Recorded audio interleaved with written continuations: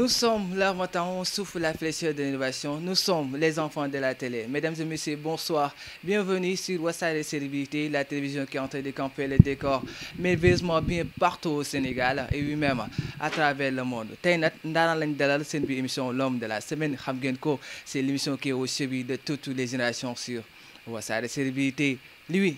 c'est le meilleur de sa génération. L'année 2022 moom moo nekkoon le meilleur tiktoker fii ci Sénégal moom la ñuy wax nag bus sucré ah ñu gën ko xam ci ñuqali sa kaw tey lay ñuqali di waxtaan loo xam ne lu am solo loo xam ne nii loo xam ci réew loo xam ne moo xew ci réew mi mu doon di daañ doon actualité bi nga xam ne nii fu mu toll nii képp ki nga xam ne yaa ngi ci réseaux sociaux yi wala ci réseaux sociaux boobu munti nekk wala ci réseaux social yëpp réseau social boobu mu nekk wala réseaux sociaux yëpp yaa ngi koy gis à chaque fois loo xam ne moo ci am ci wàllu lii di internet donc mu doon li nga xam ne nii moom lañ nar a waxtaanee tey waaye tey moom lañ ci taamu parce que c'est le meilleur de sa génération ñuqali asalaamaaleykum. maaleykum salaam maa ngi leen di remercier bu baax ci invitation bi xam nga di leen jaajëfal bu baax di la rectifier tuuti rek ci li nga wax du meilleur tiktoker mais meilleur influenceur. Yeah, parce que tiktokers yu bëri bokkuñ ci woon sax booy xool donc noonu la demee quoi di leen jaajëfal di leen bëggee di leen wax ni bon dal leen ak jaamu ci Mr ñoqali ca kaw nekkatul bi sucré Mr ñoqali ca kaw. Voilà lii yëpp da ciy leeraale donc mooy loolu dañuy dugg ci waxtaan bi wax nga ko sànq léegi maanaam influenceur tiktoker. Est-ce qu'il y a une différence entre influenceur et tiktoker? Si, il y a une grande différence parce que tiktoker mooy ki nga xam ne nii moom genre mën naa ne amul contenu quoi moom day jël li nga xam ne nii moom la nit ñuy def mu jël ko di ci jaaraat wala di ci feccaat wala lii wala la tu vois am na ñoo xam ne nii ay tiktoker lañ parce que influencé wuñ kenn lu ñuy def ñoom influencé wuñ kenn même bu ñu amoon 1 million d'abonnés influencé wuñ kenn donc ñooñu mënuñu leen woowee influenceur. mais ki nga xam ne nii tey jii nii kat TikTok bi la nekk mais moom mu ngi wax bu waxee dañ koy déglu xam nga mu ngi influencer même bu dee benn poignée de personnes la mu ngi leen di influencer kooku mën nañ ko woowee influenceur mais koo xam ne deful lenn loo xam ne mu ngi influencer kooku mënul nekk influenceur kooku TikToker rek lañ ko mën a woowee. ça veut dire qu'il y a beaucoup d'influenceurs fu mu toll nii suñu société parce que jàpp nañu ku jóg ne moom influenceur la nu nga gisee seen waaw loolu moom dafa am ñoo xam ne dama yaakaar ne genre dañuy nax seen bopp rek parce que yow mënoo am na ñoo xam dañuy jaawale influenceur ak koo xam ne nii mu ngi ci réseau yi yow yaa ngi ci réseau yi rek am nga abonné rek ça veut pas dire que yow influenceur nga mais léegi Sénégal ku bëri j'aime ku bëri abonné ñoom kooku la ñu woowee influenceur ba tey bokkul mën nga am benn 100 000 abonnés nit ñi xam la ñaari nit naan la man yow laa bëgg yow laay topp rek nga yaakaar ne yow mi influenceur nga fekk na doo influenceur. waaw yaa ngi ci yoon bi bëgg nga ko mais nekk goo influenceur quoi parce que c'est pas comme ça les choses da ngay job affaire yi job la laaj quoi noonu la demee mais du abonné kese mooy influenceur. pourquoi nga changé maanaam bus sucré indi ñoqali sa kaw est-ce que da nga jàppee peut-être ñoqali moo la yow fi nga agsi tey moo tax nga changé ko wala. non ñoqali yóbbu moo fi ma egg tey te sax eggaguma fenn waaw parce que maa ngi ci yoon mais eggaguma fenn quoi. waaw am na benn institut mais eggaguma fenn parce que ci fi ma teg sama bët defaguma sax 10% donc man bon kii naa avant ñoxali di ñëw parce que TikTok naa ay presque ay 1 an avant ñoxali di door ñëw mais bi ma commencé wax samay vidéo ñoxali fu ma romb ñoxali lañ may woowee kenn du ma wax bise kenn du ma wax dara fu ma romb ñoxali lañ may woowee tu vois te ma gis ni avant may def ñoxali am ñoo xam bu ñu ma rombee dañ naan ma xàmme naa TikTok dañ naan ma yow TikToker bi affaire yooyu mais duñu jaar sama tur parce que duñ ko sax lire en fait am ñoo xam duñu sax lire tur mais li ñuy dégg ngay wax moom lañ lay woowee comme nag ñëpp ñoxali lañ may woowee ma def ko ñoxali benn yoon rek. moo gën a frappé nit ñi alors que bise peut-être gars yi dafa tuwaat bi mais ñoxali kooku wax day rasi si bopp. exactement bise nag lu yàgg la bise moom lu yàgg la mais ñoxali moom ku ko dégg rek da lay frappé day des sa bopp du coup. bis moom ñëpp ko mën a yow sax da nga koy def yow sax da nga koy yéen ñëpp koy def tamit. alors wax nga ko léegi influenceurs yi nga xam ne nii fu mu toll nii ràññee na la si réew mi mënatuñ tudd yenn influenceurs yi te maanaam bokk ko si top 2 yi wala 3 yi loolu moom kenn dootu ko werante maintenant temps yi mu doon yoo xam ne Sénégal ñoo ngi dund loo xam ne peut-être ci guddi gi nga xam ne bësagul si wàllu internet si yow la laaj parce que si domaine boobu ngay yëngatu li nga gis ba ki dem daal di génnee benn communiqué ne lépp loo xam ne moo daal TikTok la tëj nañ ko bu nouvel ordre alors loolu noo ko dundee ak na nga ko gisee. ah loolu moom nekk na loo xam ne lu doy waar la ah parce que mosuñ ko gis fii loolu moom man mosuma koo sax dégg Afrique parce que loolu man ci dëkk yi daan am dictature laa ko daan dégg mais su ma demee tey bu muy am ay Sénégal ay coupé ay données mobiles yéen bi ngeen di ñëw fii ngeen ni ngeen sonnee parce que amoo leen localisation bi ay coupé ay données mobiles ay tëj ay TikTok parce que léegi rek am na ko ma message naa ma sama TikTok du jàllul bari na nag ñoo xam ne même bu ñu dugalee VPN seen TikTok du jàll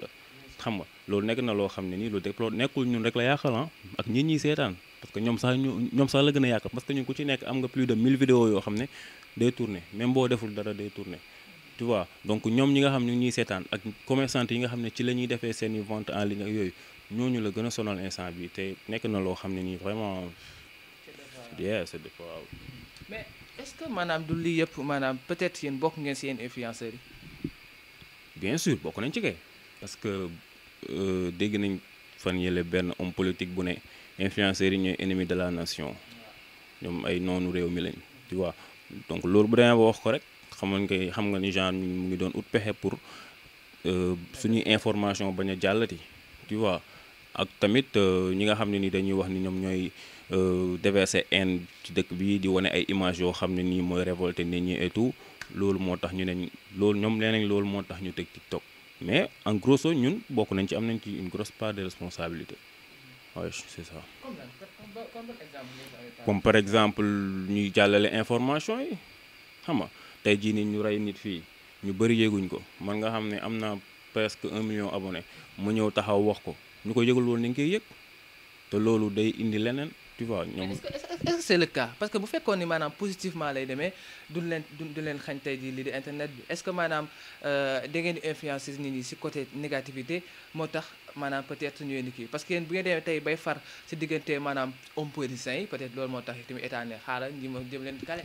négativité non man moo dëgg fa neex yàlla man ñi may gis ñëpp gisuma ci kenn koo xam ne ni nit ñi ñu ngi koy topp muy taxaw naan dem leen toj fii wala dem leen yàq fële. nit ñi li am ak li ñu gis moom la ñuy wax te loolu kenn mënuñu koo tere nag li am ñu gis ko ñu loolu la ñuy wax tey jii nii ñu gis xale buy manifester ñu dóor ko ba réel loolu ñëpp xam nañ ni du yoon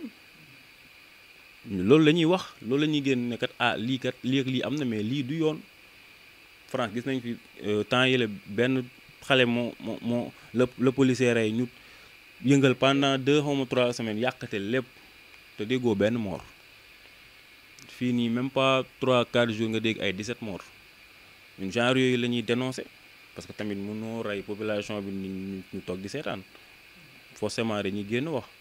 loolu kese la quoi. mais est-ce que mun leen xool beneen pexe bi nga xam ne nii peut-être bu ngeen ko waxee du ngeen gaañ maanaam ñi nga xam ne ñooy suñu chef ñooy jiite. beneen nga xaw ko seddal mais bu fekkee maanaam di ngeen jaar ci digg bi ngeen di publier yéen xam ne ni peut-être nit bu ko gisee wala man su ma ko gisee mën naa ni comme que Ndiokhoul yi publier na lii te man si moom laay déglu à chaque fois kon donc war naa mën a génn si terrain bi daal di xeex. non ku génn ci terrain bi xeex yow la engagé parce que Ndiokhoul yi wala keneen ak keneen man sax li may wax ci ay affaire politique bëriwul Ndiokhoul yi wala keneen ak keneen amul kenn ku ci mës a taxaw ne xale yi génn leen ngeen xeex parce que moom mi koy wax génnul. man mënumaa toog fii génn moo pare ma naan génn leen loolu sax ñi may seetaan bu ñu génnee sax dañoo dof parce que man génn ma maa ngi fi ma toog tu vois donc ci côté boobu man gisuma ci lenn loo xam ne nii war na mën a gaañ suñu njiit yi quoi. mais sama tamit des fois dafa am ñoo xam ne tamit dañuy nekk maanaam di pas yee ñoo duñu yee mais leen di lëndëmal yenn information yi comme exemple lu xam ne xaw na fële sa yaraax ñu gis ay toog ba sàgg ñi naan. peut-être état bi moo ko complot est-ce que yéen tamit des fois du ngeen jóg tamit ne carrément attendez bu leen dugg seen fausse information yi nii la ngeen teg joxe information boo xam ne information bu baax la comme peut-être parce que même fekkee du ngeen ay journalistes mais peut-être ay influenceurs yi nga xam ne ngeen ñu bëri leen de suivre. c'est que cas bi dafa bëri ay ñoo xam ne dañu yàpp nit ñi quoi dafa bëri ñoo xam ni tey jii nii lenn moo leen ci dugal muy buzz. am ay commentaires nit ñi di leen aimer nit ñi di leen topp parce que toll nañ foo xam ne nii tey population bi xaaj bi yëpp boo taxawee nga ne patriote la Ousmane Sonko la dañuy abonné en masse dañ lay topp en masse bëri na fi tey influenceurs yoo xam ne Sonko moo leen créé duñu ay influenceur bu wax ji jeexee dañuy fayaat ndax amuñu lenn lu ñuy teg ci table bi saa yi ñu xëyee pour ñoom war nañu wax ci Sonko pour mën a am ay like wala pour am ay commentaires genre te si bëri ñoo xam ne dañuy mbubboo Sonko di joxe ay fausse information surtout di fen di wax loo xam ne maîtriser wuñ ko am na kuñ ci jàpp fan yee si TikTok bi te temps n'empêche ba tey mu ngi wax te li muy wax xamu si dara maîtriser wu si dara lépp ay fen la mais forcé wuñu kenn mu joxe information donc boo amul information bu fiable tëjal sa gémmiñ quoi bul génn di tànkal nit ñi di wax loo xam ne xamoo ko maîtriser woo ko di ñooñu nag ñoo gën a tax sax ñuy teg TikTok bi parce que ñoom dañuy wax lu ñu maîtriser wul man musuma taxaw ne damay joxe information ci affaire Pastef wala ci déroulement wu politique parce que maîtriser wu ma ko xaw ma si dara donc nit ñi nag loolu la ñu war a def boo xamul noppil. xamu na si dara mais dafa am benn mun naa ko wax benn mode la ba nga xam ne moo am maanaam influenceur képp koo xam ne bëgg na wala bëggoo population bi saaga la wala désabonné da ngay faral Sonko carrément. waaw noonu la demee nag loolu moom tamit bari na quoi non mais influenceur sax même bul dara yow waroo far mais ci situation bi ñu nekk nii ñàkk far yombul parce que réew mi la képp kuy yeewoo ci réew mi daf la concerné. ñàkk far wala maanaam parce que da ngay am influenceurs yoo xam ne mën na wax ne influenceurs yëpp Sonko lañu faral man influenceurs yi may gis ñëpp maanaam côté Sonko lañuy féetoo est-ce que population yi moo tax wala maanaam lu nekk seen xol la. non loolu mënoo ko xam parce que lu nekk seen xol la. am exemple comme yow. waaw am na ñoo xam ne tey bon nit ñi lu nekk seen xol mënoo ko xam am na ñoo xam ne dañuy ñëw taxaw di wax Sonko matin midi soir te Sonko tollu leen fii. mais seen abonné yi soxla abonné rek la ñuy liggéey pour abonné yi yéeg kese duñu mës a xëy boo wax ci Sonko lu ñaaw parce que bëgguñu abonné yi dañ li ñuy wax ci Sonko xaaj yi maîtriser wuñ ci dara mais dañ ciy wax parce que ay abonné la ñu bëgg comme li ma la wax sànq Sonko dafa créer ay influenceurs yu bees tàq am na ñoo xam tey Sonko moo tax ñu leen di dégg tu vois donc kooku du mës a wax safaan ci Sonko parce que bu ko waxee abonnement mi dañ ndax 90% yi affaire de Sonko moo tax ñu topp leen bëri na si nag ñoo xam ne amaana nekkul seen xol mais réseaux sociaux moo demee noonu amuñu pexe. alors dañuy jàll si deuxième partie bi nag Sénégal yu bëri tamit peut-être ñoo ngi koy wax muy diggante ñaari talent yi nga xam ne mooy kii di Vigie ak kii di Baye Mass donc fu mu toll nii xaajale na influenceurs yi peut-être bokkatuñ maanaam ay kàddu avant Vigie Baye Mass ñëw na convoqué maanaam influenceurs yu bëri yóbbu leen këram. waxtaan ak ñoom peut-être ci ay projet ñu ànd ak ñoom ci liggéey en attendant quelques mois après Vigie daal di ñëw moom tamit am tamit ñeneen ñi nga xam ne tamit far nañ ci moom loolu lu leen di yàqal la wala lu leen di wàññil la avant ñu dugg maanaam ci contenu bi. gisuma lu mu ñuy yàqal sincèrement gisuma lu mu ñuy yàqal ndax Baye Mass Vigie nu ñu amee seen public ñun noonu la ñu amee suñu public man bokk noonu la ñu amee suñu public boobu Baye Mass tey boo gisee. Influenceurs yu bëri nekk ci Baye Mass comme ni nga ko waxee Baye Mass invité na leen waxtaan na ak ñoom et tout du question de xaalis wala dara parce que am ñoo xam dañu may saaga naan ma xaalis ak ngay jaamu yaa ngi nii Pikine nga dëkk Vigie Pikine la dëkk lu tax jàppale wax ngay jàppale Baye Mass te jàppale woo Vigie mais comme ni nga ko waxee Baye Mass moo woo nit ñi waxtaan ak ñoom ci njekk ñu trouver terrain d'entente ci projet bi ànd ak moom jàppale ko. non du question non am na non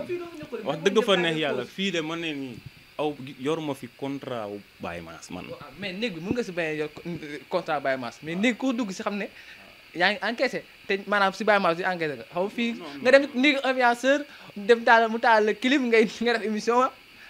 dina xëy yu sedd nekk le meilleur influenceur donc loolu c'est pas. nu koy wax ñu ko maanaam Vigie sax après parce que il faut ñu dugg si non du question de fay loolu amul importance tey jii nii depuis bu ma commencé wax ci Baye Mass ci événement ba tey loolu mënu ma wax fayuñu ma quoi. su ma ko defee man humainement moo tax ma def ko sama diggante ak Baye Mass parce que xamante nañ et tout quoi tu vois non du question de yow nag Mamadou da nga xaw a yéeme waa nga naan ay jox na la nga téye yow mais xam naa fay bi ngay wax maanaam liggéey bi nga def yëpp si Baye Mass fayu la foofu comprendre nañ fi ñuy wax. non du question daf mais waaw téye nga la lay téye xaalis lu mu dee téye nga benn somme. non téewuma nag vraiment mu ngi dee. non téewuma non non téewuma nag téewuma comme li ma la wax rek liggéey la tey jii nii bu genre événement yi amee boo xoolee bu njëkk animateurs yi lañ daan woo ñoom ñu def ci seen communication et tout mais jamono dafa dox tey ba influence bi téye game bi ku soxla tey influenceurs yi ngay woo Baye Mass bu décidé woo influenceurs yi Vigi décidé wul woo influenceurs yi ku mu woowul doo fa dem man bokk ku ma woowul du ma fa dem bu ñu bokkoon gaale bii boo ma woowul du ma la ñëwal kële woote na mais pourquoi duñ ko demal ci réew mi la dëkk comme ñëpp kantaan nag diviser leen public bi lii laa lii mais loolu ku la ci mere c'est parce que dafa faux nit ku faux la parce que genre pour communication bi ngay def genre bokk na ci sa liggéey quoi Baye Mass Vigi lañu yemale ñoom ñaar ñëpp ay frère lañ ci réew mi lañ dëkk tey événement bi mën na jàll ñu dem sekk ak Vigi yeneen événement ànd ceeg moom parce que faruñu fenn demuñu fenn ñu fay tënk lu ñu war a def dañ koy def ku ñu war a sekk ak liggéey dañuy sekk ak yow liggéey. mais man fu may waxee yàq bi wala mooy fu may waxee mooy tey jii wax nga ko yow da nga yore nombre de lu toll ak 1 million et quelques d'abonnés 1 million yooyu noonu presque voilà maintenant léegi ñooñu noonu forcément dina am te surtout tranche d'âge bi nga xam ne ñoom ñoo lay suivre forcément boo moytuwul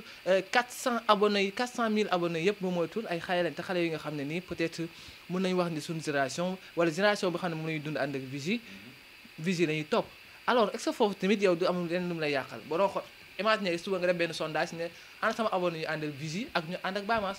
c'est-à-dire bu baax di nga xam ni mu la wax. damay def sondage de temps en temps Instagram di fo avant tout ça laay wax loolu mënumaa yàqal dara parce que comme li ma la wax sànq rek lii ku ci mere nit naan non yow tax nga ànd ki lu tax nga ànd ki parce que da nga doof comprendre lii daanaka business la liggéey la boo xam ne ni dañ koy def te lépp lu man dama maîtriser li may def su ma koy def dama koy def de telle sorte du ma vexé kenn ku ci nag débrouillé wu ba vexé wu yaa yow la engagé mais man ci ni ma koy waxee ku ma xool da ngay xam ne kii day tooñ mais mu ngi jàllale information tu vois mais ñëwuma taxaw naan waaw Vigi du tous non Vigi sama frère la comme ni Baye Mass nekkee sama frère mën nañ jógee ci lii dem sekk leneen ak leneen te lu baax rek laa ko yéene su ma sañoon mu dem ba international yóbbu turu Sénégal. mais pikinité bi net noo koy def. kan noonu. pikinité bi. pikinité ah man wax dëgg yàlla pikin rek laay topp nag boo xoolee sax match AS Pikine yooyu dama ciy wax et tout mais pikinité comme li ma la wax sànq Vigi même bu ñu jàkkaarloo woon kër su ma woowul du ma dem du ma ñëw su ma woowul du ma ñëw. pourquoi may dem. wow moom mais maanaam ñoo bokk Pikine xale la bi nga xam ne ñoo bokk Pikine Sénégal am na si moom yaakaar ne non xaaral des moom comme Baye Mass waa Thiaroye ñu koy jàppale. waaw loolu publicu Thiaroye bi mën nañ ñëw jàppale ko tey jii nii Vigi bu ñëwoon ci koñ bi am lu muy organiser wala genre waa koñ bi yëpp génne dañ ci jàpp man damay génn doxaale jàpp ci en tant que kuy dox noonu di ci jàpp mais du ma ñëw jël micro wala di téye sama téléphone di ci wax parce que woowuma ci. du question de Pikine la dëkk man Pikine laa dëkk rek damay dem forcer ko sama bopp non man joobee mu noonu sama propre frère sax bu xewle woon su ma newul ñëwul du ma dem. non du question de boo nee business day mel ni xaalis genre su ma ci yëgul du ma dem. yes man bon en fait man ak moom xamante wuñ personnellement yoru sama numéro yoru ma numéro tu vois boo xoolee bu baax Vigi concert am yi passé man dama cee communiqué te fayu ma dama cee communiqué naa ci bu baax te fayu ma mais defuma ko pour dara defuma ko pour Pikine la xaw ma woon ni sax Pikine la dëkk instant boobu noonu mais dama xam ni ndaw la mu ngi ci game bi et tout nice quoi xam nga loolu kese. alors dama bëgg forcer affaire yi parce que ab boobu maanaam da ngay jaxase affaire yooyu te laay bañ fu mu toll nii mais fu mu toll nii Sénégalais yi dañuy poser la question est-ce qu'on va pas annuler ces deux concerts là parce que fu mu toll nii ñu bëri na naan question de sécurité la affaire yooyu donc yow mi nga xam ne peut-être bokk nga si ñu yore communication laa mën a tuddee kii di Baye Mass est-ce que jot ngeen am information yi. ah bu côté Baye Mass moom day am ba tey jeudi mii nii day am xanaa ñu xëy suba vendredi ñu ne amul. mais Baye Mass tey rek day répété 20h tey rek 20h day répété donc ba tey démb rek maa woon këram ba tey ñu ngi ci préparation yi donc Baye Mass moom day am bu Vigi nag awma ci benn information waaw noonu la demee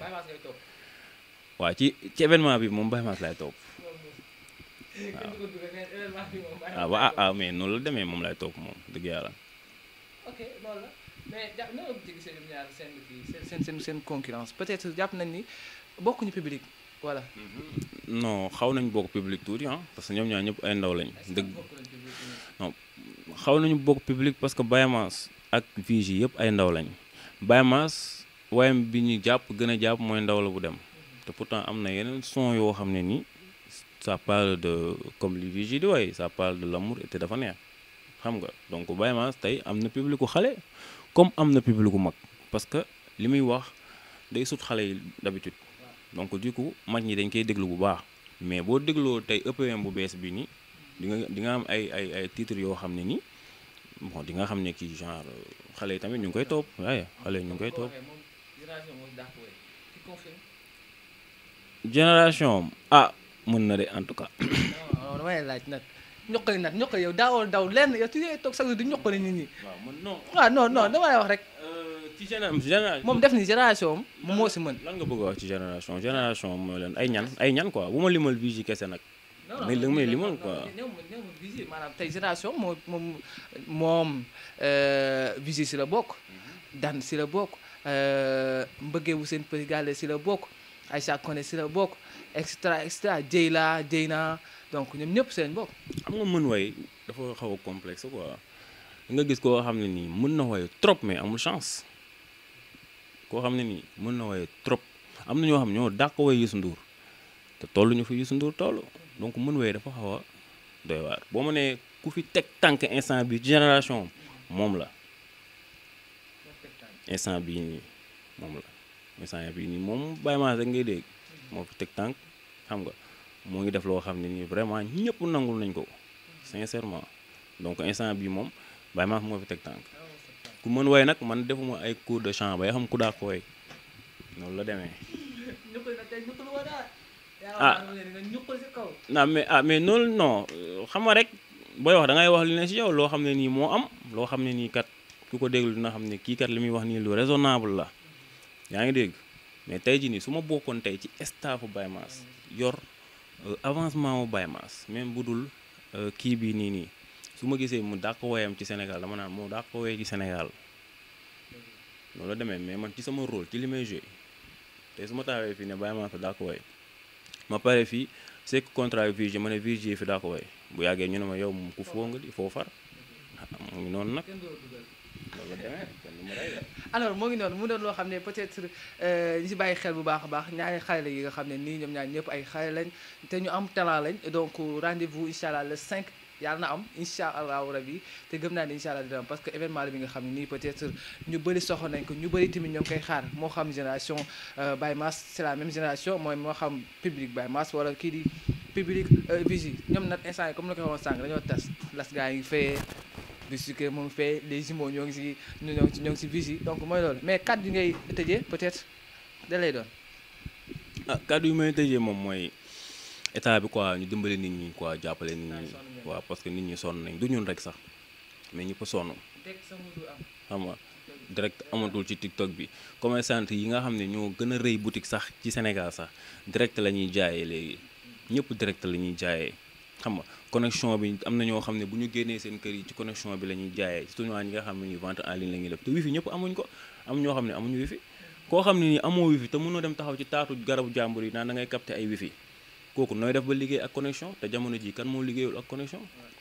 xam nga téye connexion bi téye TikTok bi ba pare moto yi en plus am na ñoo xam ne tey cag-cag xam ne ni dëkk bi amul liggéey dëkk bi doxul genn wàll jeunes yëpp cag-cag la ñuy def xam nga mais mënuñu ne bu Ousmane Sonko ne tichool yi rek ñu ne bu moto yi daw xam nga loolu tamit dafay metti si ñoom tamit quoi parce que ñoom tamit dañuy dàq dépense nit ñi di solee seen cravate di dem di liggéey ci bureau yi noonu la cag-cag yi di xëyee laal seen déguisement dem cag-cag yi des fois donc nag ñoom te war nañu xoolaat bu baax quoi ci côté boobu noonu tamit di bu ñuy jël seen décision tamit ñu sóoraale wala nit ñi parce que loolu tamit dafa metti nit ñi sonn nañ de nit ñi sonn nañ. Merci beaucoup, c'était un plaisir. jaajëf. Merci beaucoup ñoqali sa kaw c'est un plaisir de partager